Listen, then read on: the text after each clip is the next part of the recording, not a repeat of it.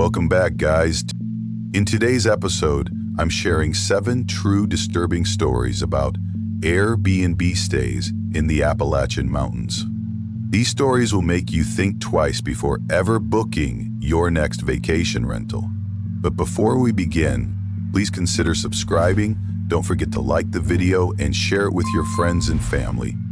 I'd also love to hear where you're listening from. Thank you all for your support. It means a lot to me. Now let's start. I'm 33 years old, and the listing promised the cabin was perfect for a quiet reset. I'd been working these marathon weeks at the hospital. 60 hours if I was lucky, closer to 70 if someone called out. Most days, I couldn't even remember the last real meal I'd eaten. It was all vending machine coffee and protein bars I chewed without tasting. You start to feel like your body's running on a timer that's about to wind down for good. So when I came across that off-grid Airbnb tucked out near Cross Hollow, it felt like my only shot at getting my head to stop buzzing. The photos showed this little A-frame surrounded by trees, a wood stove, a battered rocking chair on the porch. It all looked harmless. Quaint, even. I booked it for 5 nights, without thinking twice. The drive out there turned into its own ordeal. After the last gas station, the road shriveled into this cracked strip of asphalt, barely wide enough for one car. My GPS kept glitching, spinning the map until it felt like I'd been driving in circles. At some point it switched to gravel, then finally to dirt that looked more like an old hunting trail than anything a normal person would call a driveway. My phone service dropped to one flickering bar, then nothing. I was so tired by then that I didn't even care. I just kept inching forward, telling myself that no signal meant no calls from work. That was the entire point. When I finally saw the cabin through the trees, I almost laughed out loud. It looked so much rougher than the photos. The boards were bleached gray, the roof sagged like it was trying to fold in on itself, and the steps tilted to one side. But there weren't any smashed windows or animal nests spilling out of the eaves, so I decided it was fine. I was too far in to turn back. It reminded me of the place my Uncle Levi used to take me hunting when I was a kid. The same warped planks and crooked chimney. That memory made it easier to ignore the knot in my chest. I found the key exactly where the host said it would be, under this cracked little flower pot by the front steps. The door stuck a bit when I pushed it open. Inside, it smelled musty, like a place that hadn't seen fresh air in months. But everything looked clean enough. There was a narrow bed tucked under a thick beam that seemed a little too low, like you'd knock yourself out if you sat up too fast. A tiny wood stove, a scratch table, and a lopsided bookshelf filled with old paperbacks. I dropped my bag and walked straight to the kitchen to find the binder the host mentioned. It was propped against a chipped salt shaker. The cover read, "House Info," handwritten in these big block letters. I flipped it open, expecting instructions on how to light the stove or keep the well pump from freezing. Instead, there were just 3 lines. Keep all windows latched after dark. Don't leave food outside. If you hear knocking, don't respond. I actually laughed. It sounded like the sort of thing you'd read on a campfire story blog.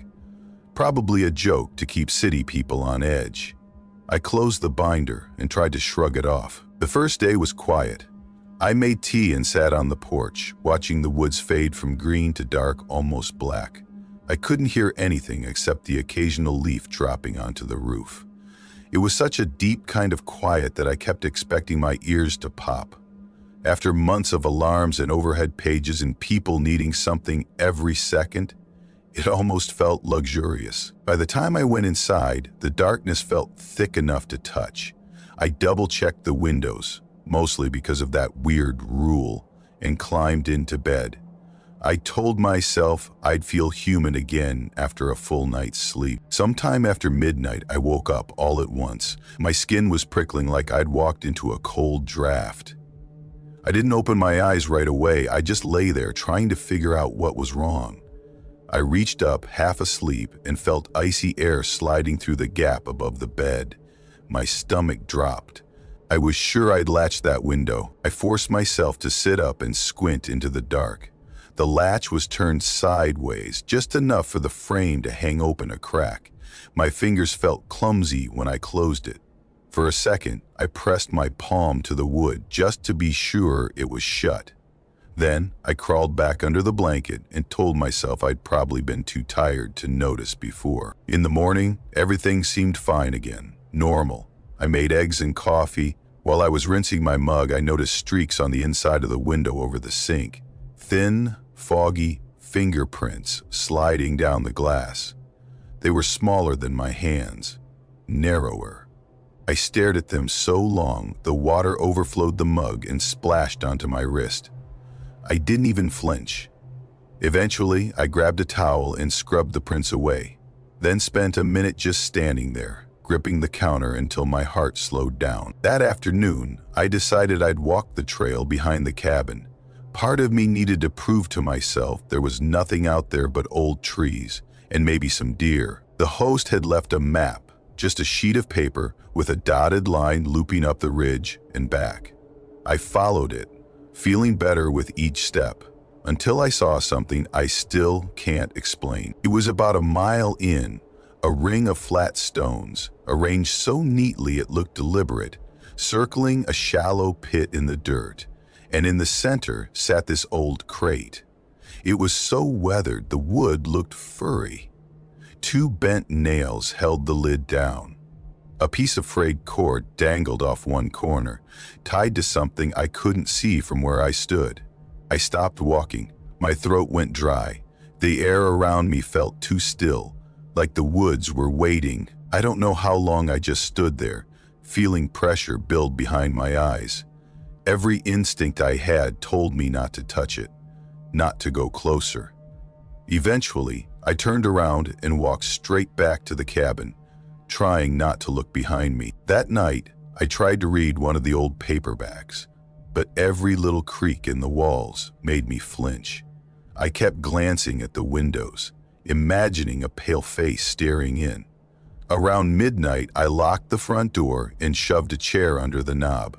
I knew it looked paranoid, but it made me feel like I was doing something. It was nearly 2 when I heard the first knock. 3 slow raps on the front door, not rushed, not hesitant, just deliberate. My whole body locked up. I thought maybe it was a branch or some animal rooting around, but then it came again. 3 knocks, same rhythm. I didn't breathe. My heart was thudding so hard I felt it in my throat. I stared at the ceiling, counting the seconds, willing everything to stay quiet. I started to think it was over, that I'd imagined it, but then the kitchen window creaked open. That sound, that slow scraping shift of old wood, made every part of me go cold. I forced myself to get up and step into the kitchen. The curtain was fluttering in a cold draft. When I pulled it aside, the window was gaping open. Latch flipped up like someone had pushed it from outside. My hands were shaking so badly I had to steady one wrist with the other to close it. That's when I saw the footprints, wet marks, each one perfect. Narrow, bare feet, crossing the floor in a line from the window toward the door. I could see every toe. No prints going back. I don't remember sitting down, but when my vision cleared, I was on the kitchen floor, back against the cabinet, trying not to be sick. I didn't move again until the sun started coming up. When the first gray light seeped through the trees, I packed my bag. I did one last circle around the cabin, hoping for any sign that would explain it.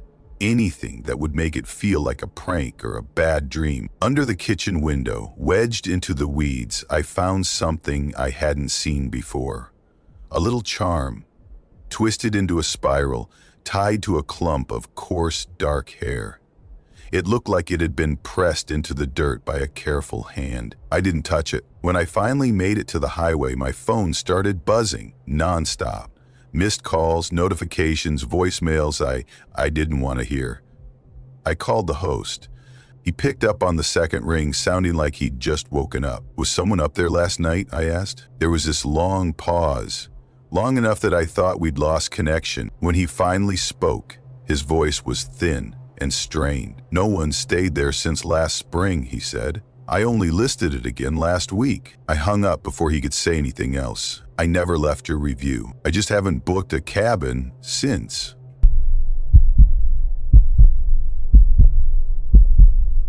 I was 28 when it happened. The drive out to the Pinecliff Hills felt like the first real break I'd given myself in years. Honestly, I couldn't even remember the last time I'd set aside a weekend to do nothing. My friend Mara was slouched in the passenger seat, her knees pulled up, scrolling through her phone for the directions the cabin owner had emailed. She looked half asleep and completely unimpressed with the plan. We were both so wrung out from work that any place without deadlines and email pings sounded good, even if it was buried in the middle of nowhere. 2 nights off the grid sounded almost luxurious. The sort of thing people brag about doing when they're trying to convince themselves they're not stressed. The cabin listing had promised rustic charm, which usually translates to creaky floors, spotty plumbing, and a mouse or two. Still, the photos were nice. Big front porch, stone chimney, a few battered rocking chairs that looked like they'd collapse if you leaned back too far. Part of me suspected the pictures were about 10 years old, but I kept telling myself it didn't matter. I wasn't after luxury. I just wanted quiet. Maybe a little space to think without the city pressing in on me from all sides. About 30 miles from the cabin, we stopped for gas at this little place called Benner's. It looked exactly like every other backroad station I'd ever seen. A single dusty aisle of snacks, a flickering beer sign in the window, and a hand-painted board propped against the door advertising firewood. I walked in to pay, and the woman behind the counter didn't even look up from her crossword. The whole building smelled like old coffee grounds and something a little musty, like the air hadn't moved in days. I topped off the tank, bought a couple bottles of water, and grabbed a crumpled paper map that looked like it might fall apart in the rain. My phone signal was already hovering at 1 bar, and I figured we'd lose it entirely soon. Mara watched me load everything into the back seat, one eyebrow raised. She tapped the directions on her screen. So it says we turn right when we see the Wilder Creek sign, then take the gravel road for 6 miles. She paused, glancing up. 6 miles is a lot of gravel road. I tried to look reassuring. We'll be fine. It's just a weekend. Besides, you said you wanted to unplug. Yeah, I meant like airplane mode in a hotel, she muttered. But she didn't argue any further. We left the main highway around 4 in the afternoon. The sky was still bright, but the trees were so dense, the light thinned out almost immediately, turning everything this pale, washed-out gray. It felt like driving into a tunnel that kept getting narrower. The deeper we went, the more the air pressed against the car. My ears popped once, like we'd climbed a little too fast. A couple miles in, the road started to break down into ruts and potholes. I slowed to a crawl so we wouldn't scrape the undercarriage. We passed a mailbox so rusted it looked like it might just collapse if the wind picked up. Behind it stretched an empty field of brittle, colorless weeds, not a single house in sight. For a second, I almost turned around, but then Mara would have told me I was overreacting, and I didn't feel like having that argument. Finally, we came around a bend and saw the sign, a crooked board nailed to a post, paint mostly peeled off except for a few letters that still read Wilder Creek Lane. Mara pointed past it toward a shape behind the trees. "That's gotta be it," she said. She didn't sound particularly thrilled. The cabin looked like it had been built in another century. Gray clapboard siding, roof sloping just enough to make me nervous, porch sagging in the middle. A black mailbox hung sideways with the number 2519 stenciled on it in faded white paint. Someone had stuck a metal sun decoration next to the door, but even that was missing half its rays. I parked under a spindly pine tree and cut the engine. The sudden quiet felt almost too big. For a second, neither of us moved. Mara gave me a look that said this was definitely not her idea of a relaxing weekend. I shrugged. She climbed the steps first, tapping each one with her foot like she expected them to give way. The boards flexed, but held. I followed, carrying both our bags. The front door swung open with barely a sound. just a hush of air that smelled like old wood and stale fabric, maybe a hint of something metallic underneath it all. Not awful, but not exactly inviting either. Inside, the hallway was narrow enough that our shoulders brushed the walls if we passed each other. To the right was a sitting room with 2 overstuffed chairs and a threadbare couch, all arranged around a squat coffee table. To the left was a kitchen that looked like it hadn't been updated since the 70s. Warped linoleum floor, a little enamel sink with rust stains around the drain, cabinets painted a dull blue that had faded to almost gray. I set the bags down and drifted into the sitting room. Over the fireplace hung a big brass clock, the kind you see in antique shops. The hands were stuck at 3:02. My watch said 4:35. I tapped the glass out of habit. The second hand did this odd little shiver before it ticked forward once and stopped again. Mara was already pulling open kitchen cabinets. "At least no mice," she called. "Yet." I walked through to the back porch. The forest rose up right to the screens. No driveways, no lights, not even a distant barking dog. Just trees pressing in on every side. The barest rustle of dry leaves that you couldn't actually see moving. That night we made pasta with the one saucepan we found. Mara tried to lighten the mood by telling me this was how every horror movie started. Her voice sounded too flat to be funny. We played a few hands of gin rummy, just to have something to do with our hands. Around 10 we decided to call it. The bedrooms were tucked under the eaves upstairs. Mine was smaller, with a low brass bed and an old writing desk facing the window. I felt a little safer in there, like the walls were closer, easier to keep track of. I fell asleep sometime after midnight. When I woke, it was because something was moving. It wasn't loud, just this slow, scraping noise, scratch, pause, scratch, like someone trying to test the floorboards, feeling their way across the room beneath me. My heart sped up so fast I thought I might throw up. I held perfectly still, listening until my pulse thumped in my ears. Then it stopped. I waited another minute, 2. I couldn't make myself lie there anymore. I swung my legs over the edge of the bed, half expecting the boards to give way under my feet. The house felt too quiet, the sort of quiet that feels like it's watching you. I crossed the hall and knocked on Mara's door. She cracked it open, eyes bleary, hair plastered to her cheek. "You hear that?" I whispered. "Hear what?" She sounded annoyed, which made me feel stupid. I waited. Nothing. Just the old boards settling, or whatever excuse I could think of. "Probably just settling," she mumbled, already closing the door. I heard her lock it a second later. I stood there a long time before going back to my room. I lay down, but didn't close my eyes. After a while, I realized the clock downstairs had started ticking again. Soft little clicks echoing up the stairs, one after the other.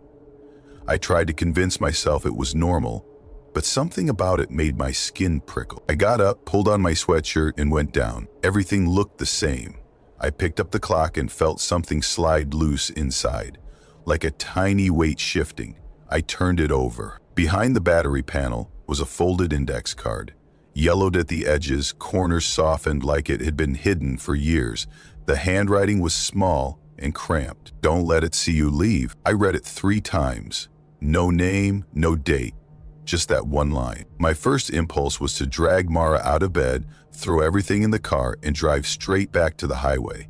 But the note felt like a dare, like if I ran, I'd be making the exact mistake it was warning me about. I set the clock face down, walked to the window.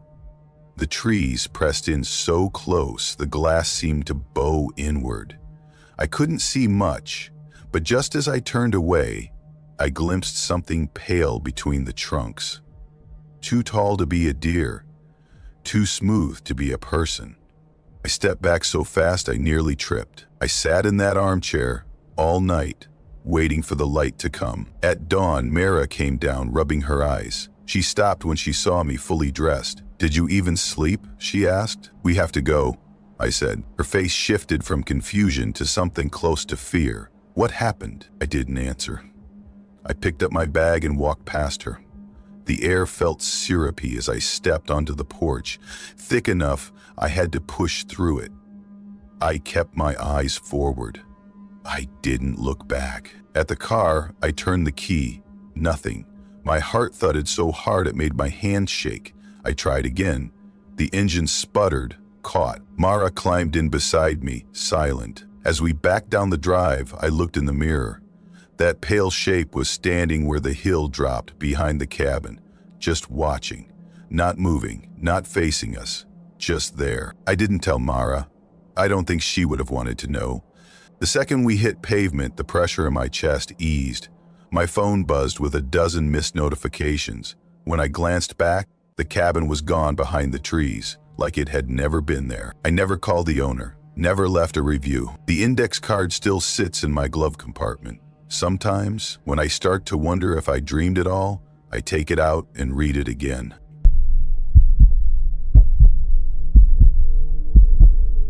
The key was waiting for me under this chipped little ceramic rabbit by the front steps. I remember picking it up and wondering if the place would really feel as peaceful as the listing promised. The photos made it look almost too good to be true. Rough pine walls, a cast iron stove squatting in the corner, a view over the hollow that seemed almost staged. I told myself it was exactly what I needed, a week where nobody expected anything of me. When I opened the door, a stale draft rolled out. It smelled faintly like dust and old paper, the kind of air that feels thin in your lungs. The floors were scraped nearly raw, and the rugs were so worn down they looked like they'd been part of some other house decades ago. Someone had left a note propped on the kitchen counter, folded in half like it was waiting for me. The handwriting was all cramped and hurried. Please don't move the boxes in the pantry. There for the owner. I remember standing there with my hands still on the doorknob, thinking it was the kind of request that had to have a story behind it. But after 9 hours of driving, I didn't have the energy to guess what it might be. All I cared about was getting some sleep. I'd been telling myself for weeks that if I could just get away, somewhere without emails or traffic or people calling, I might finally be able to breathe again. I started walking through each room, trying to picture how it would feel in daylight.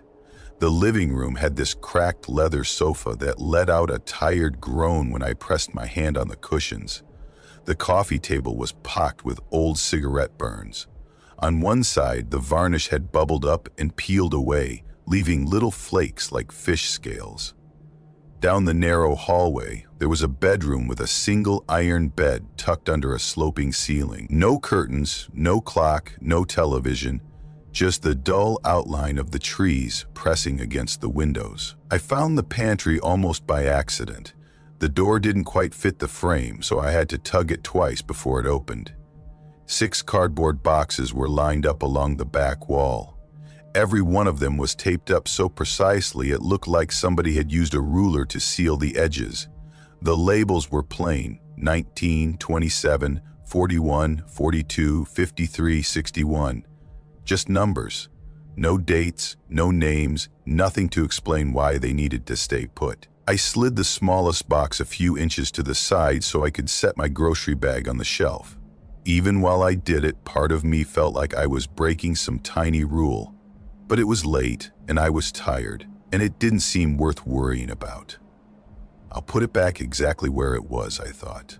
No one will ever know. That first night, I made instant noodles and sat cross-legged on the floor because the kitchen chair wobbled too much. I read until the words blurred together. Now and then, I looked up at the window, half expecting to see movement in the trees. But the woods were so still it made my breathing sound intrusive.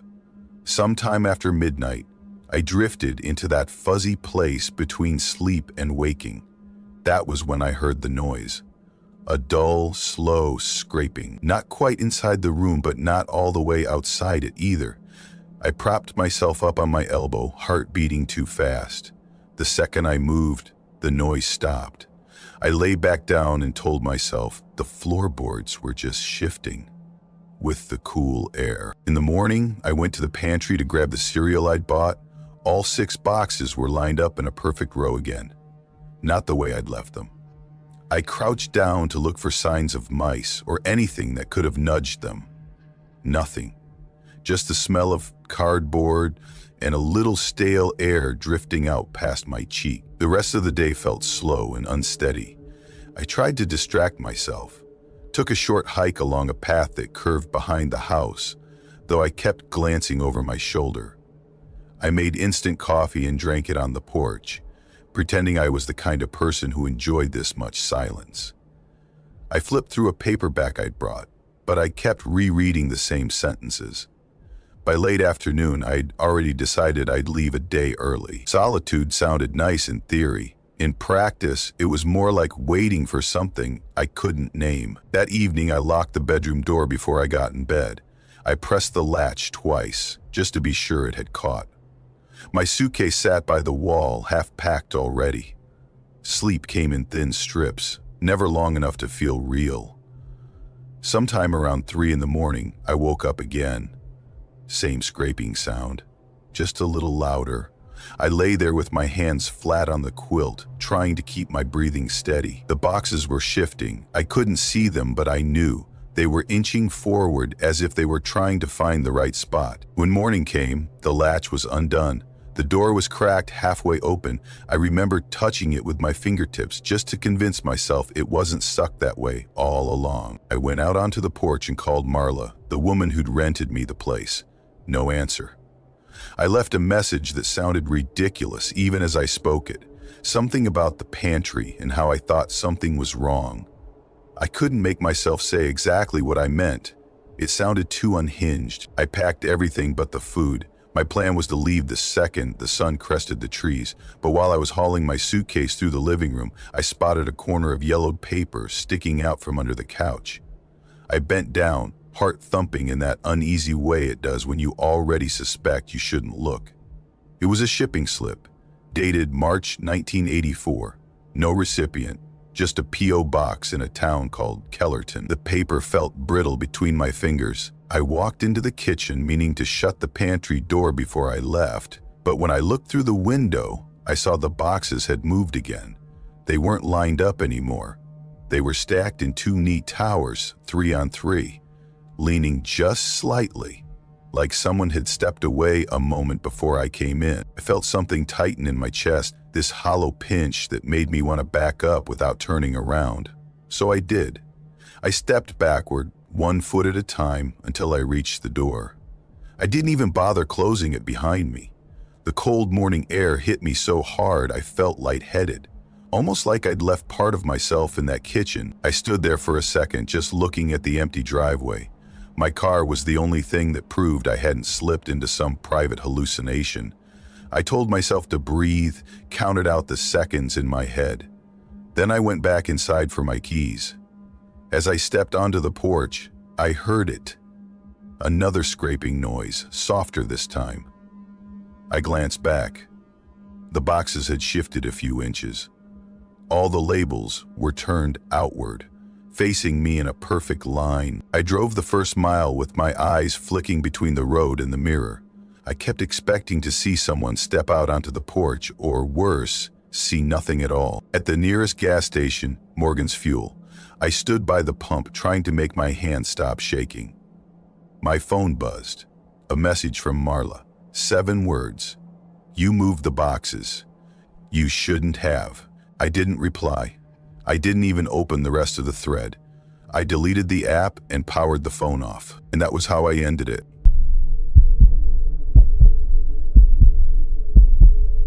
I'm 28 years old. I rented this Airbnb up in the Catskill foothills because I just needed to hit pause on my life for a while.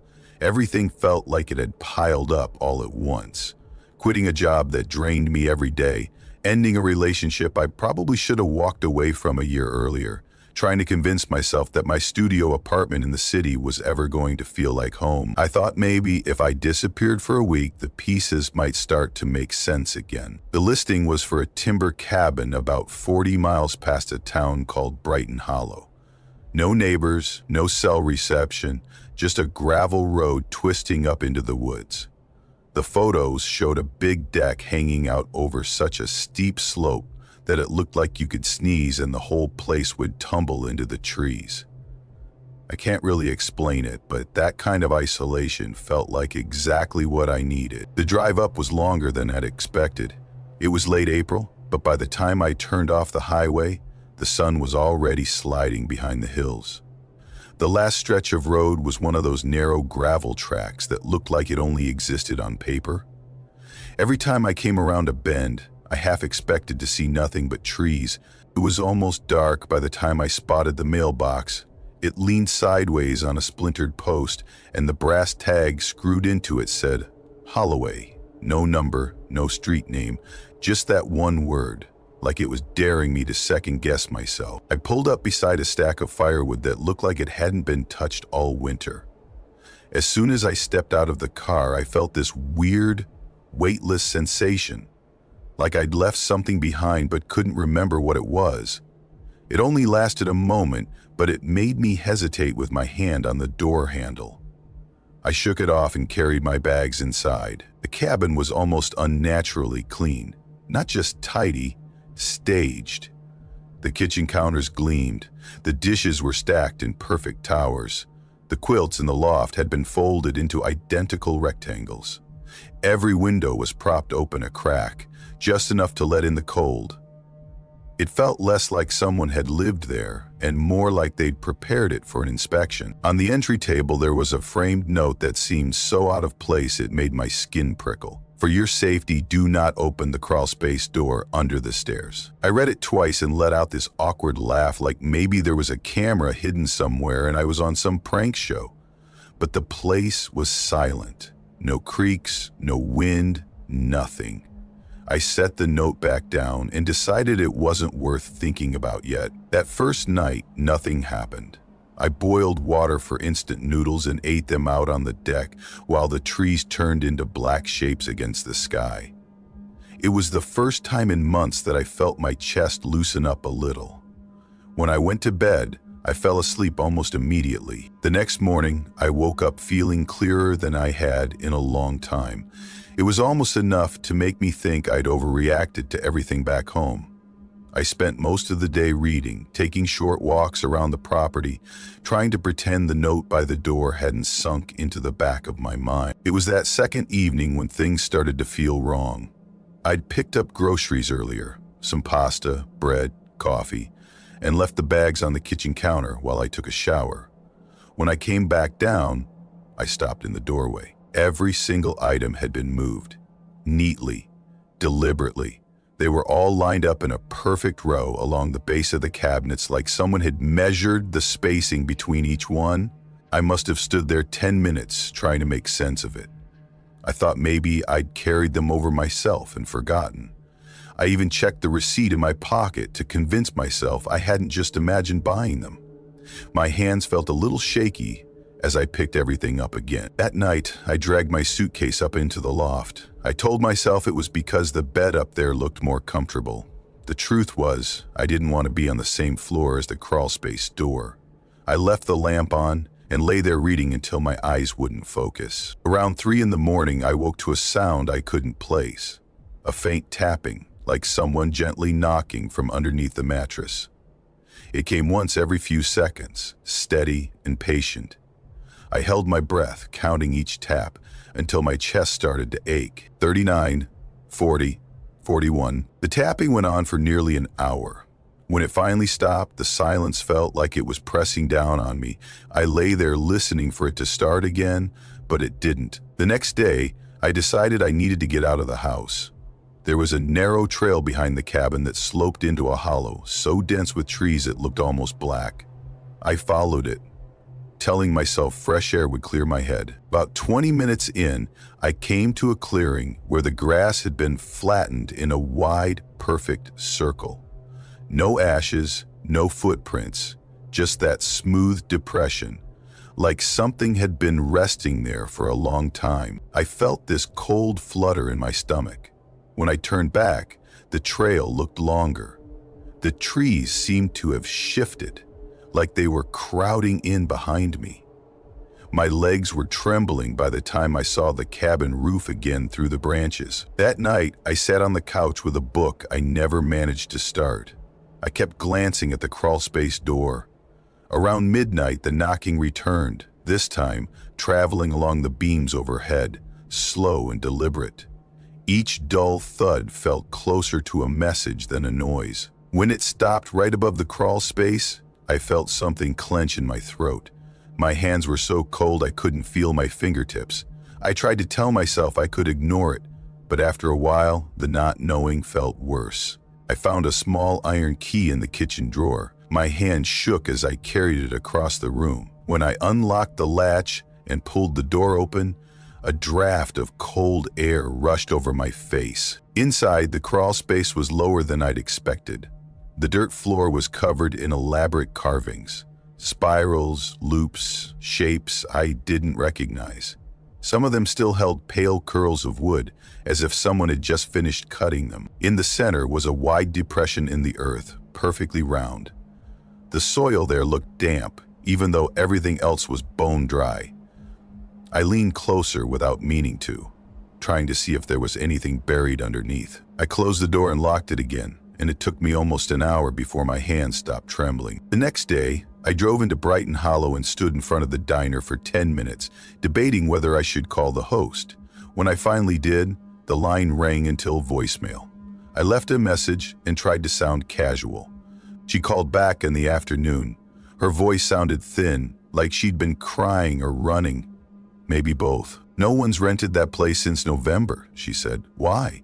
What happened?" I told her everything. The groceries, the tapping, the carvings in the crawl space. There was a long silence. Then she whispered, "I really wish you hadn't opened that door." I tried to ask her why, but her voice dropped even lower. "If you stay again, keep all the lights on." Before I could say anything, the line went dead. Driving back up the gravel road, I kept thinking, maybe it would all look normal again. But as soon as I stepped onto the porch, I felt that same heavy pressure in my chest, like the woods were leaning in around me, curious to see if I'd leave. Inside, the groceries were back on the floor. Every package, every can, every box had been sliced cleanly in half. The pieces lined up in the same perfect row. That was it for me. I didn't even try to pack the rest. I grabbed my suitcase, locked the door behind me, and left everything else exactly where it was. I drove all the way down the mountain without stopping, my hands clamped so tight on the wheel they went numb. When I finally reached the highway, I realized I hadn't taken a single photo the whole time I'd been there. It felt like the place didn't want to leave any record behind. 2 days later, the listing disappeared. The host never replied to another message.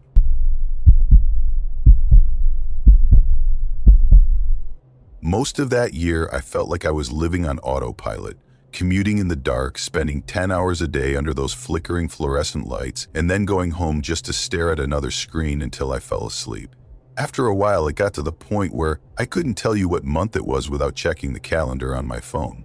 My brain felt hollowed out, like I'd been filing the same useless forms in my head over and over. So when I finally scraped together enough vacation time, I decided I was going to vanish somewhere quiet, somewhere nobody would think to look for me, and hopefully, a place so silent it would feel like I didn't exist at all. I found the cabin on Airbnb late one night while I was half dozing in front of my laptop. It was called the Old Timber Retreat.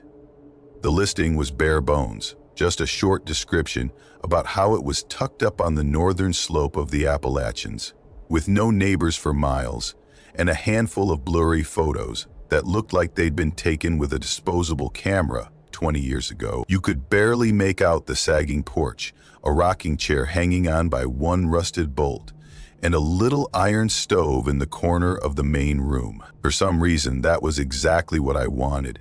Nothing polished, nothing curated, just a place that didn't pretend to be anything special. The host, a woman named Eleanor, wrote in her profile that she'd grown up on the mountain. She and her dad had built the place themselves. It all sounded honest enough. I booked 2 nights. I set out on a Friday afternoon in September, thinking it'd be a nice drive, maybe listen to a podcast, stop for coffee somewhere.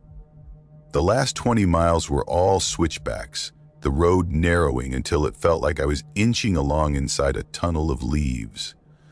I hadn't realized how much I depended on seeing sky overhead until it disappeared behind all those branches. About halfway up, I looked down at my phone and saw the signal had dropped out completely.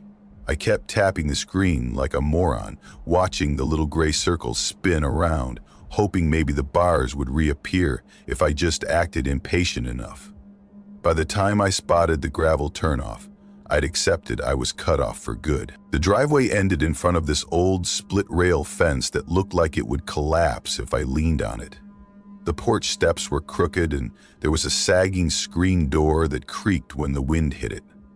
I remember thinking it felt more like a hunting shack than a retreat. On the main door, there was a note pinned up with a blue pushpin. "Welcome, Graham.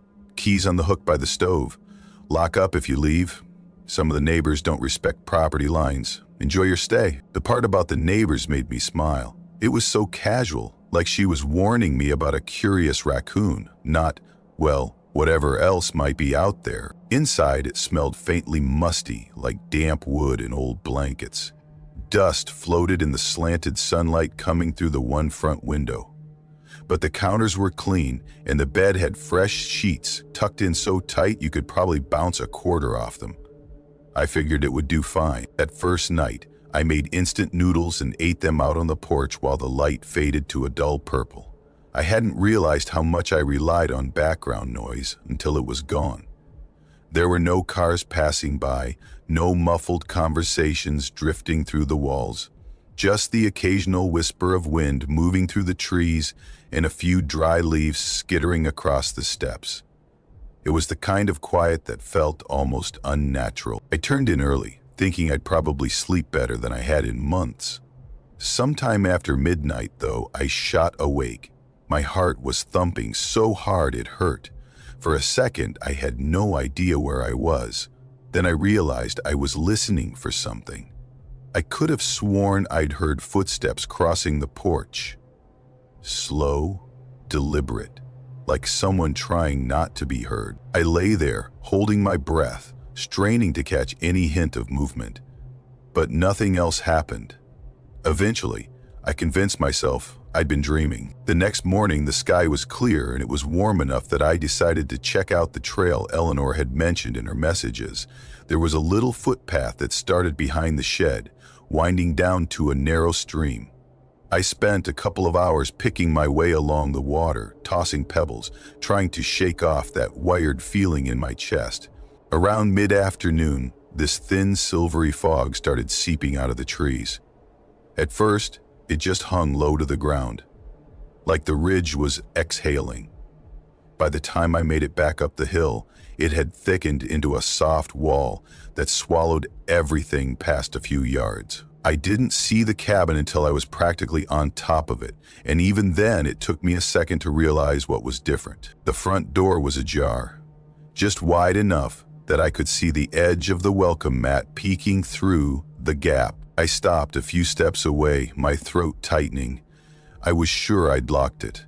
I double-checked before heading down the trail. When I finally stepped inside, everything looked exactly the way I'd left it. My backpack still sitting on the counter, my thermos by the sink.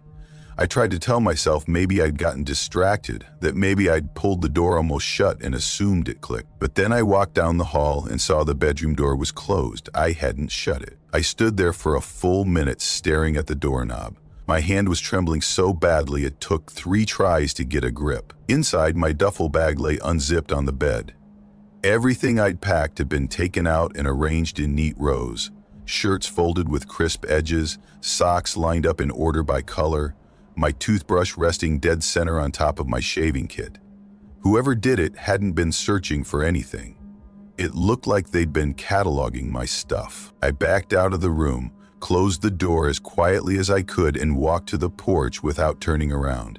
My pulse was thumping so loud it felt like it was echoing in my skull. I climbed into the car and locked the doors. Sat there gripping the steering wheel until my knuckles turned white.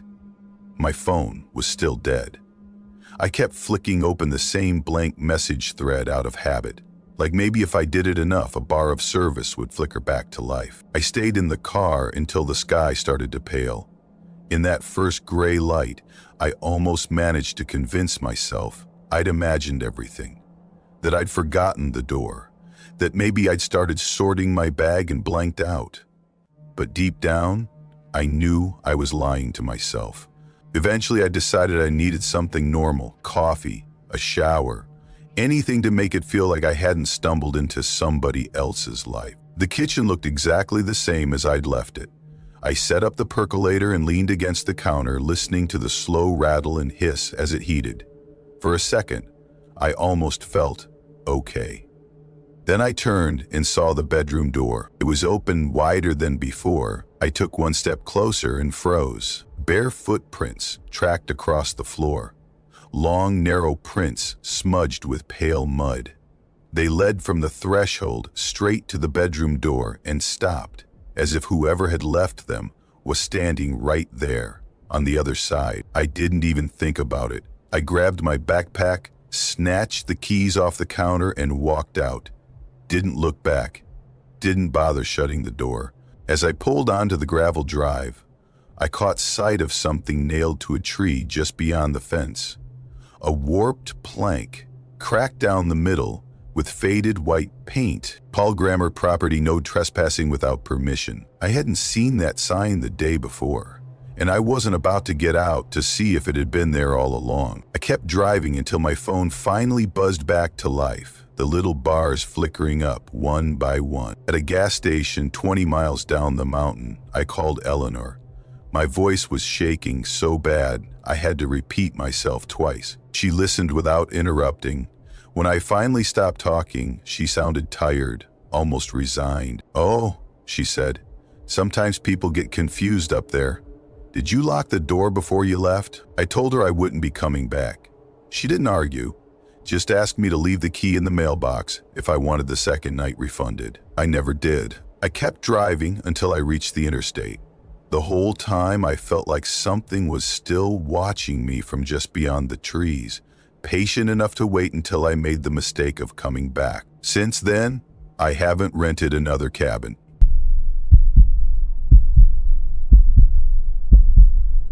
I was 37 when it happened. The cabin was advertised as this private woodland retreat, way out in the lower ridges of the Blue Ridge foothills. Honestly, it sounded almost too perfect at the time.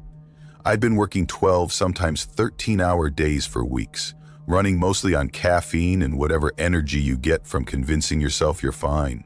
So the idea of going somewhere with no neighbors, no cell towers, and no expectations felt like the only thing keeping me upright. I remember the drive took nearly the whole Friday. I'd packed up before sunrise, thinking I'd get there by late afternoon, but it always takes longer when you're winding through rural highways and pulling over for gas station coffee every couple hours. By the time I turned off Route 27 onto this narrow gravel road, the sun was already sinking behind the ridgeline, that washed-out blue that looks like it's about to turn black in 5 minutes. The last stretch was basically a series of hairpin turns, all rutted and slick with wet leaves. I kept picturing some rusty pickup coming around the corner and sending me into the ditch, which did nothing for my nerves, but eventually, the trees pulled back, and there it was. A clearing just big enough for the A-frame cabin and a spot to park. The place looked exactly like the photos, which I guess should have felt reassuring. Cedar shingles, a steep rough line, a row of squat windows under the eaves. There was a stack of split logs leaning against the porch railing, and the motion light above the deck flicked on the second I opened the car door. I remember thinking it felt too bright, like it was trying a little too hard to be welcoming. Inside, it smelled exactly the way you'd expect. Cold ash and old pine. Not unpleasant, just stale. There was a laminated binder on the counter, propped against a ceramic bowl full of spare keys. I flipped it open while I waited for the heater to start doing its job. Mostly the usual stuff. Emergency numbers, a handwritten note about how the Wi-Fi sometimes works, sometimes doesn't, and a trail map drawn in what looked like green crayon. Tucked in the back pocket was this single piece of lined paper folded in half. Do not try the old trail past the gully. Keep the door locked after dark. If you see anything unusual, leave immediately. That was it.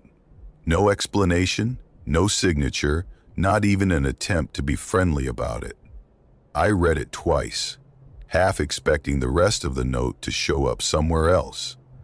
Then I set it aside, assuming it was just some folksy attempt at mountain atmosphere. I made pasta on the tiny stove, drank half a glass of wine and went to bed early. The mattress was thin, but better than I expected. I fell asleep faster than I had in weeks. I woke up sometime past midnight because a strobe of bright white was cutting across the ceiling. My heart was already pounding before I even sat up. The motion sensor over the deck was on, throwing a harsh beam out into the trees. I listened for footsteps, or maybe the scrape of some animal climbing the porch steps, but there was nothing, just stillness. After a minute, the light clicked off. In the morning, I stepped around to the back deck, mostly to prove to myself there was nothing to find. The boards were dry, nothing disturbed. But in the damp leaves just past the clearing, there were these faint marks, shallow grooves, like something had been dragged heel first across the ground. I crouched down, telling myself it had to be a deer. Maybe it stumbled through and tripped the sensor. I'm not sure why that explanation didn't feel convincing, but it didn't. Later that afternoon, I decided to check out one of the shorter trails, the one marked Easy Loop on the map. It started just past a small gully where water dribbled down through rocks. The air was cold enough it felt sharp in my nose. I'd only gone about 15 minutes when I saw a fence post sticking up out of the brush, half rotted and leaning at an angle. A strip of yellow caution tape fluttered off the top. It was brittle, cracked from sun and rain. Beyond it, the trail dipped into the gully. I stood there longer than I want to admit, staring at that tape, feeling this creeping certainty that I wasn't supposed to keep going. Like I'd stepped too close to something that had been waiting. I turned around. It felt less like a decision and more like my legs just decided for me. That evening, I made another fire in the stove, opened the rest of the wine, and tried to read. I kept telling myself that if something really wanted to hurt me, it would have done it already. That was about as comforting as it sounds. Around 9, the knocking started, 3 slow raps against the back wall. I went perfectly still, one hand braced against the armrest. The fire snapped behind me. Another 3 knocks, same unhurried rhythm. I stood up and moved to the window overlooking the deck. The motion light was dark this time. I pressed my palm to the cold glass and waited, convinced I was about to see someone standing there. But the clearing was empty. I flipped on the porch light and opened the door a few inches, just enough to poke my head out. No footprints. No fresh disturbances, only the trees moving in the wind. I shut the door and bolted it. The rest of the night, I kept the fire burning hotter than it needed to be, just so I wouldn't feel like I was waiting for the next knock. The third morning was colder. I made instant coffee and stood at the loft railing, staring down at the clearing. Every time I blinked, I half expected to see someone at the edge of the woods, watching. By afternoon, my chest felt tight in this dull, persistent way, like my body was trying to warn me about something my brain couldn't name. I paced the cabin, checking the locks over and over. Sometime after dinner, I noticed the curtain over the little window by the stairs. I hadn't touched it. I closed it carefully. I didn't even try to come up with an explanation that time. I tried calling my sister just to hear someone's voice. The call wouldn't connect. I watched the screen cycle between searching and no service. That night, I left the lamp on by the bed. Around 2:15, the motion light snapped on. I sat up slowly, holding the edge of the mattress. The clearing was washed in that same harsh white. Nothing moved, but the light didn't go off. After an hour, I lay back down with the covers pulled up to my chin. My heart felt too big, thudding against my ribs in this slow, sick rhythm. I must have drifted off eventually. When I opened my eyes, dawn was creeping in around the blinds, and the motion light was still on. That was all I needed. I started packing right then, hands shaking hard enough I dropped my phone twice. It felt like my body wasn't taking instructions properly, like I'd already left and only my limbs were lagging behind. I zipped my duffel, checked the bathroom twice, circled the kitchen once more to be sure I hadn't left anything. I carried everything out to the car. When I reached for my phone to check the time, my jacket pocket was empty. I stood there for a moment, staring at the dashboard, trying to remember if I'd set it down somewhere without thinking. Then I turned back and searched the cabin. Couch cushions, kitchen counters, under the bed. Nothing. There was this hollow, cold feeling under my ribs, like something had scooped me out. I stepped onto the porch, thinking maybe it had slipped out when I was walking the perimeter the night before. That's when I saw it, propped neatly against the railing, screen angled up like someone had wanted me to see it the second I stepped outside. The gallery app was open. A single photo took up the whole screen. It was me, lying in bed under the thin quilt, one arm draped across my chest, eyes wide open, staring at the ceiling. The picture had been taken through the loft window. I didn't pick up the phone. I went back inside, shut the door without locking it, and got in the car. My hands were trembling so badly I had to brace my wrist against the wheel to turn the key. The drive down the mountain felt like it would never end. Every bend in the road looked like it might reveal someone standing there, waiting. I didn't stop until I reached the gas station outside Meriden. I sat in the car, both hands locked around the wheel, feeling like if I let go, something would catch up to me. I never called the owners, never left a review. When people ask why I don't travel alone anymore, I say it's because I prefer company.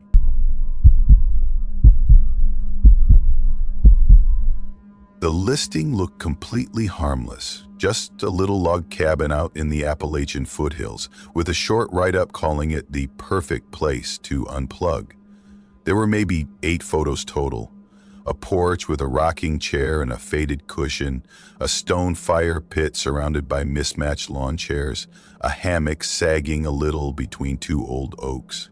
It looked rustic and the way you'd expect a weekend rental to be, not exactly charming but fine. And at that point, I honestly didn't care about the details. I'd been working these punishing 60-hour weeks for months.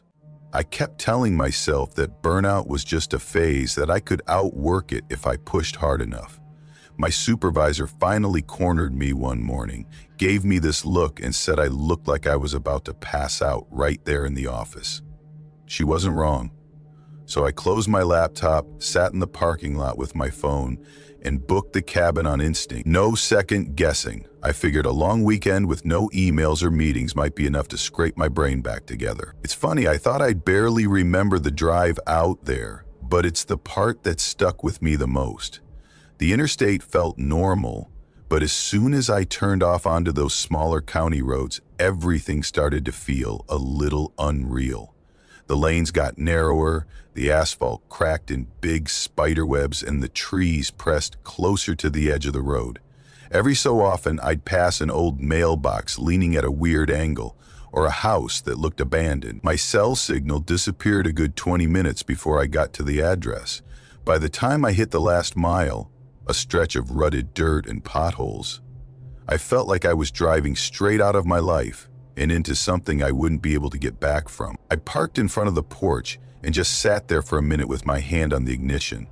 There was this hollow feeling behind my ribs, like if I disappeared, nobody would know where to look for me. But eventually I shook it off, or tried to. Inside, the place was even smaller than I'd expected. There was a sagging sofa that smelled faintly musty, a dented wood stove with a crooked stovepipe, and a kitchenette with a refrigerator that hummed loud enough to make the walls vibrate a little. I set my bag down and noticed a folded note on the counter, propped next to this thick guest book. Welcome. Please sign the guest book. If you need anything, the landline works for local calls. I flipped the book open out of curiosity. The first thing I noticed was the handwriting. Every single entry was in the same looping script, page after page of identical messages. No names, just dates, stretching back years, with the same line over and over. Thank you for the peaceful stay. The quiet was exactly what I needed. I tried to come up with a normal explanation. Maybe the owner was old-fashioned and liked to copy guest comments by hand. Maybe it was some kind of tradition. I didn't love it, but it wasn't enough to make me turn around. That first night was quiet. I ate some instant noodles, read a paperback I'd been hauling around in my backpack for months, and tried to tell myself the trip was already working. The silence around the cabin was so complete, it felt staged. No bugs, no night birds, just a heavy stillness that pressed against the windows. The second night was when I started feeling like I wasn't alone. I was sitting at the kitchen table with my laptop open, trying to get a few notes down for a project I'd been avoiding. Outside, the wind moved through the trees in long, slow gusts.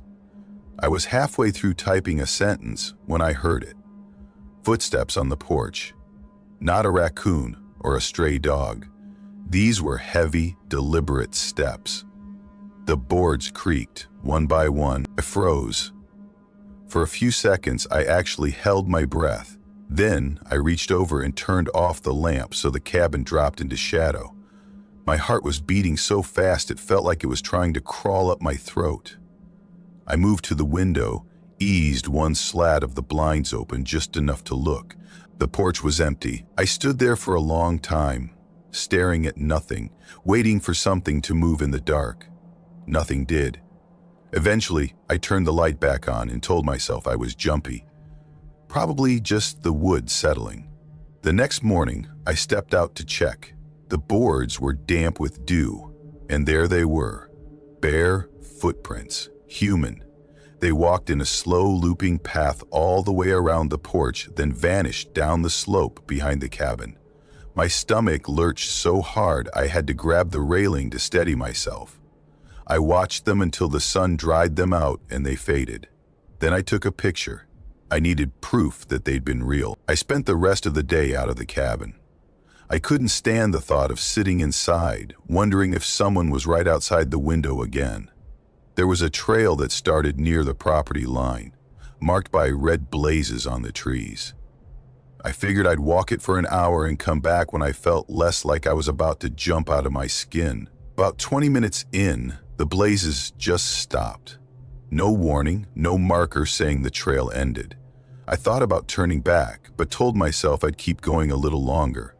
The path kept shrinking until it was barely a suggestion in the leaves. When I finally stopped and turned around, everything looked exactly the same.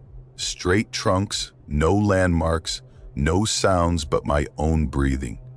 My chest tightened like a vice. I felt this cold, pressing sensation between my shoulders, like somebody was standing inches behind me. I turned around slowly, scanning the trees. Nothing. My hands were shaking so badly I could hear the plastic water bottle in my pack crinkle. I don't know how long I stood there before I forced myself to start walking back, step by step, trying not to break into a run. When I finally stepped into the clearing behind the cabin, my knees almost gave out. I stood there, gulping air like I'd been underwater. That night, I didn't even try to pretend everything was normal. I checked every window lock, wedged a chair under the doorknob, and left all the lights blazing. Somewhere after midnight, I woke up to a noise that made my heart stutter. A slow scraping, wood against metal. The doorknob turning, then stopping, then turning again, testing the lock. I lay there staring at the ceiling, every muscle locked tight. The chair vibrated as the knob twisted a little harder. Then it stopped. The quiet that followed was somehow worse. At dawn, I finally worked up the nerve to open the door. The chair was still wedged in place, exactly how I'd left it. But on the porch railing, someone had left a row of objects lined up like a display. 7 pine cones, a rusted key, a felt mitten caked in dirt, a coil of red twine, a toy soldier with one arm missing, a dead finch perfectly intact. A candle burned nearly to the base. I just stood there staring until my eyes watered. One by one, I brushed them into a grocery sack. I carried it to the fire pit and burned everything. The candle flared up first. The little mitten curled and shrank into black ash. By late morning, I knew I was leaving. I packed so fast I didn't bother folding anything. When I passed the kitchen, the guest book caught my eye. It was open to a page I hadn't seen. At the bottom, a fresh line, the ink still shiny. "You are not alone." I felt like the floor dropped out from under me. For one moment, I couldn't even breathe. I hadn't touched that book since the day I arrived. I didn't stop to check if I'd left anything behind. I grabbed my keys and walked straight out the door. Driving back down that narrow road, the trees brushed both sides of my car. Every time I glanced in the rearview mirror, I half expected to see someone standing there, watching me leave. I didn't stop until I reached a town with a cell signal. I pulled over in front of a diner, booked the nearest motel I could find, and checked in without caring what it cost. I never asked about my deposit.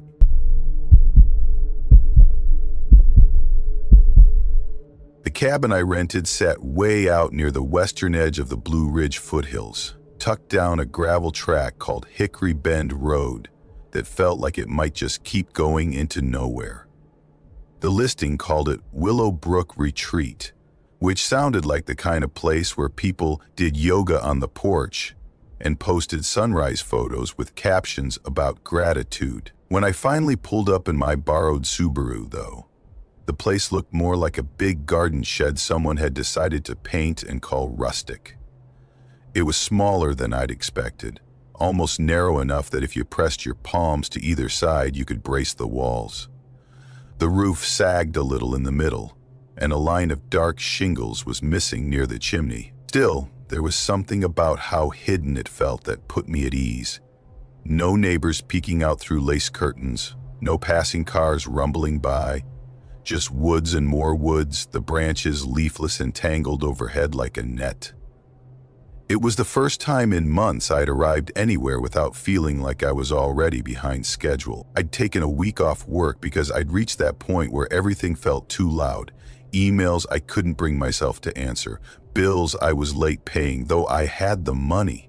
Nights spent lying flat on my back, watching the ceiling fan spin in slow circles and thinking if I just tried harder to be normal, maybe I could remember how to fall asleep.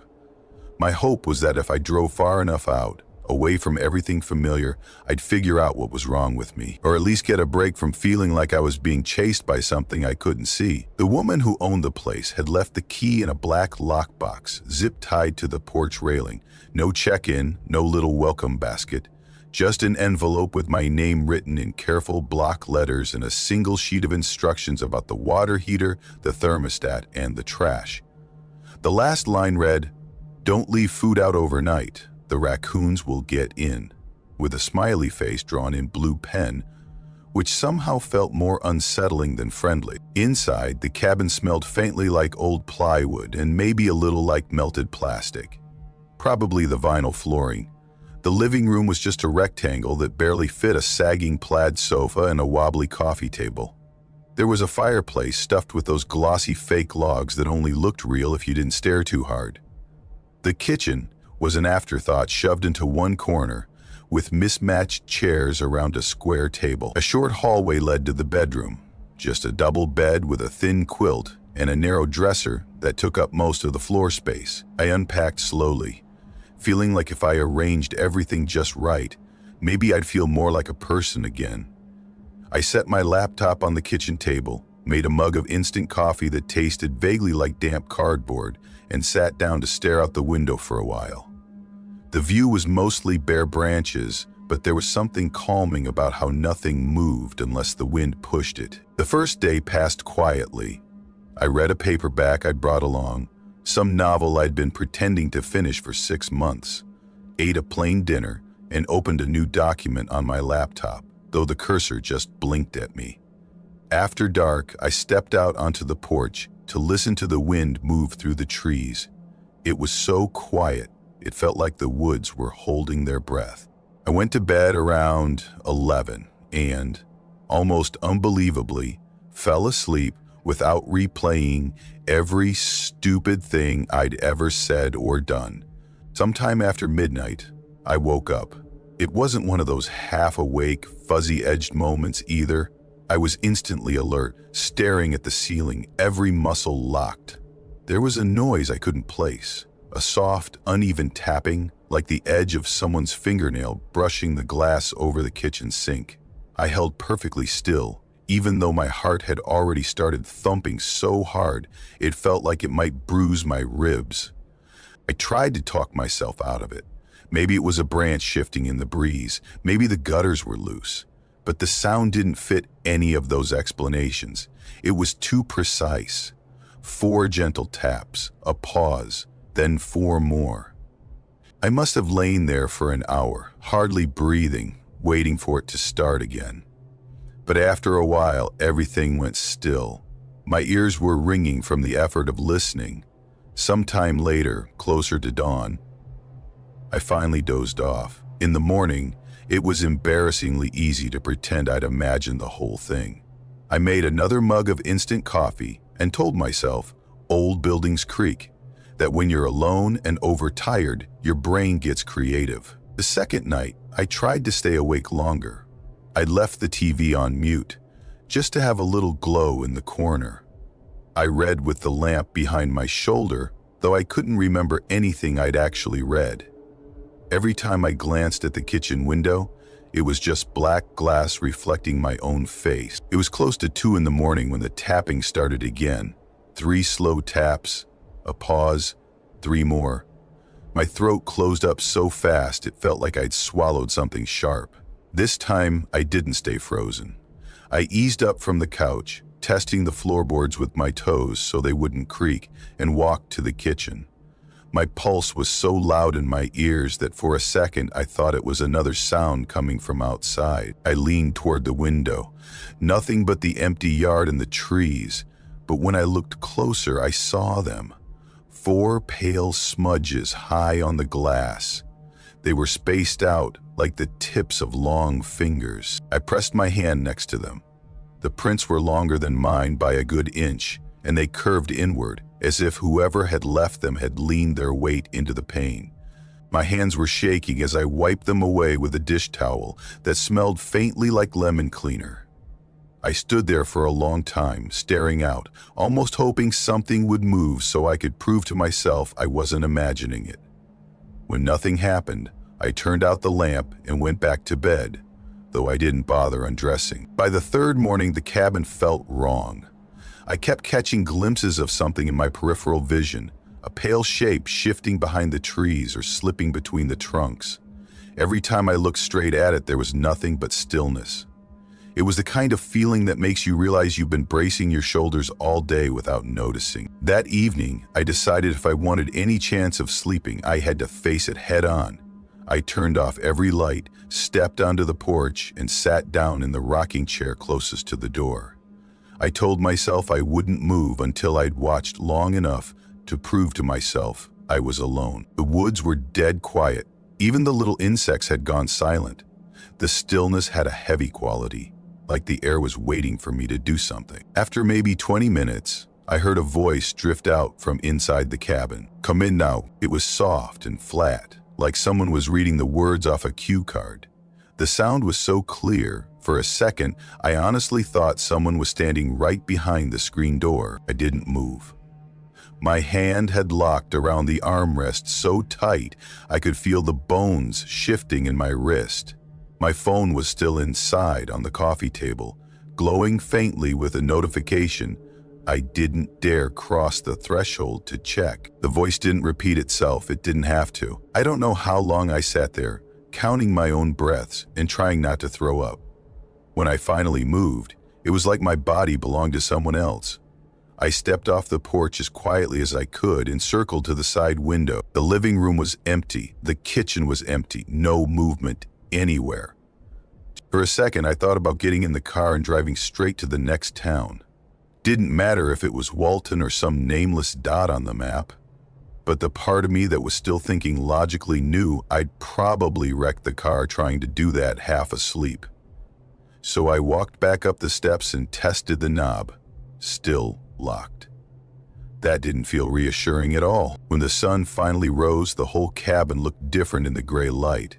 Smaller, somehow, as if it had shrunk overnight. I unlocked the door and stepped inside. telling myself I'd just grab my things and leave. The first thing I noticed was the rocking chair by the window. It was turned inward, facing the couch. I don't remember moving it. That was it for me. I didn't check the closets, didn't open the cabinets. I shoved everything I owned into my duffel bag, zipped it up so fast the zipper caught the edge of a shirt, and carried it out to the car in 2 trips.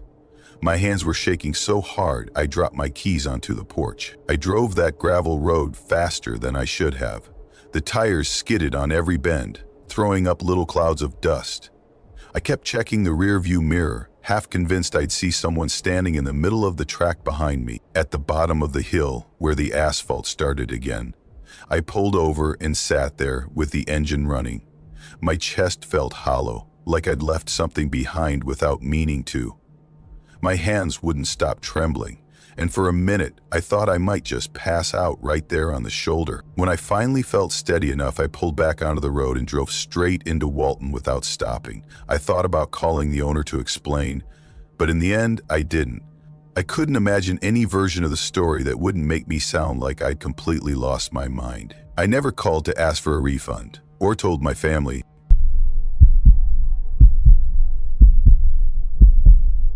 I'm 34 at the time. The listing honestly seemed too good to pass up. Quiet Fox Hollow cabin, great for writers and artists. The description promised total solitude, no neighbors for miles in any direction, just a panoramic view over the Blue Ridge Hills, and enough creature comforts to keep me from losing my mind while I tried to hammer out this grant proposal I'd been dragging behind me for the better part of a year. It felt like my last shot to actually finish something instead of just talking about it. And so I booked 2 weeks. I figured if I couldn't get it done there, I probably never would. I pulled in late on a Wednesday afternoon. The gravel road was so narrow and overgrown it looked like it hadn't been used in months. Tree branches scraped along the sides of my car, and I had to keep creeping forward just to be sure I wouldn't end up nose first in a ditch. When the driveway finally opened into a clearing, I almost laughed. The cabin wasn't much to look at. It was basically a large wooden box with a tin roof patched in 3 different shades of metal. A slouching porch ran along the front, its planks warped and sun-bleached. And there was this single rocking chair that looked like it might disintegrate if I tried to sit in it. Part of me wondered if I'd made a mistake, but I was too tired to care much about appearances by then. A year now back, and then inside the door there was a note taped up in big, uneven letters. Welcome. Wi-Fi is spotty. Feel free to use the wood stove, and please, don't move the bells. I had to read that last part twice to be sure I wasn't hallucinating. Don't move the bells. I stood there for a second with my keys still in my hand, just staring at the note like it might rearrange itself into something normal if I waited long enough. It didn't. When I stepped further into the hall, I saw exactly what the note meant. A grid of little brass bells was suspended from the ceiling beams, each one tied with clear fishing line so thin you almost couldn't see it unless the light hit it just right. They were all perfectly spaced, hanging in straight rows from one end of the hallway to the other. The effect was unsettling, like they were waiting for something. Out of sheer curiosity, I reached up and flicked one with my fingertip. Nothing happened. Not even the tiniest sound. I stood there a minute longer, hand hovering in the air, waiting for a delayed chime or a rattle. But the bell didn't so much as twitch. I finally set my bags down and told myself it was probably some weird Appalachian superstition. Maybe they kept away mice. Maybe they were a family heirloom.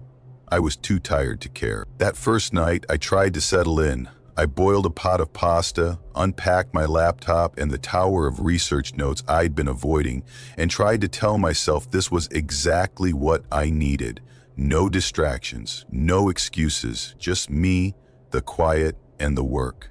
But the quiet was too deep. It wasn't the peaceful kind of silence I'd imagined. It felt heavy, like it was pressing up against the windows, filling all the spaces between the walls. After a while, even the sound of my own breathing started to feel too loud. I went to bed a little after 10. I think I fell asleep out of sheer exhaustion, with my legs tangled in the blanket and my phone clutched in one hand. I'd been out maybe a couple of hours when a sound woke me. A thin metallic clicking. Soft, but insistent. At first, I thought it was the old pipes settling. I lay there, blinking at the ceiling, trying to convince myself it was nothing. But the sound kept going, measured and steady, like someone tapping a teaspoon on a glass. It took me longer than I cared to admit to figure out it was coming from the hallway. I swung my legs over the side of the bed and padded over to the door. My hand shook a little as I turned the knob. The bells were moving. They were swaying gently in perfect unison, strings creaking as though an invisible hand had just walked straight through them. Even though they moved, they still didn't make a proper ringing sound. Just that dry, deliberate clicking as the lines pulled tight and went slack again. I froze with my hand locked around the doorknob. My heartbeat felt huge and clumsy in my chest. After a few seconds, the movement slowed, then stopped altogether. I backed into the room, locked the door, and sat on the edge of the bed with my palms pressed against my thighs so hard they hurt. I stayed there until the first light started creeping in around the blinds. When I finally worked up the nerve to open the door again, the bells were still as if nothing had happened. For a moment, I almost believed I dreamed the whole thing. The next day, I tried to be rational. I made coffee that tasted vaguely of rust and sat down at the kitchen table to work, but every time I glanced at that hallway, my stomach clenched. By lunchtime, I decided I needed to get out of there. I pulled on my boots and started up the ridge behind the cabin. It was steeper than it looked, and about halfway up, I had to stop and catch my breath. I remember thinking the air felt too thin, like I'd climbed higher than I actually had. After nearly 2 miles, I reached a spot where the trees thinned, and I could look down through the branches at the clearing. The cabin looked small and harmless from up there, almost picturesque in the morning light. Then I saw something moving. A dark shape slipped across the porch. At first I thought it was a bear or maybe a big dog, but the way it moved, low and deliberate, one arm braced against the siding, looked too human. I stood there, heart thumping in my throat, watching it crawl along the edge of the porch until it disappeared around the corner. I stayed up there longer than I probably should have. When I finally made myself hike back down, I half expected to see the front door standing open or the windows smashed in, but everything was exactly as I'd left it. I told myself it was probably some local wanderer, maybe a hunter, maybe a vagrant. It was the only explanation that felt halfway sane. That night, I double-checked every window and door. I tried to read, but my eyes kept sliding over the same sentence again and again without taking it in. By midnight, I was sitting at the kitchen table with another cup of that metallic coffee, feeling like my nerves had been sanded raw. At 2:43 a.m. on the dot, the bells started again. This time, the movement was faster and more chaotic. The strings jerked and sagged like something heavy was weaving back and forth, testing the tension. A sharp tapping swept the length of the hall and then paused before starting up again in a different pattern. I couldn't make myself move. I sat there gripping my mug so tightly my knuckles went white, listening to the lines creak and stretch under whatever was walking through them. My breath came shallow and ragged. After a few minutes, it all stopped as suddenly as it started. I waited until the sky started to turn gray before I dared get up. When dawn finally came, I knew I was done. I stuffed my clothes into my suitcase without folding them. My paper stayed scattered across the kitchen table like evidence of a life I didn't want anymore. As I carried my bag down the hallway, I saw one of the bells was turning, slow and steady, winding the string tighter and tighter with each lazy rotation. There was no breeze, no vibration, just that one bell moving all by itself. I set the bag down, my hands trembling, and scribbled a note on the host's stationery. Thanks for the stay, I'm leaving early. When I stepped onto the porch, I nearly dropped everything. Bare footprints perfectly outlined in the dusty boards. They started right in front of the door and trailed across the porch before vanishing down the steps, like whoever, or whatever, had simply walked off into nothing. I didn't bother looking around. I closed the door behind me and walked straight to the car without taking another breath.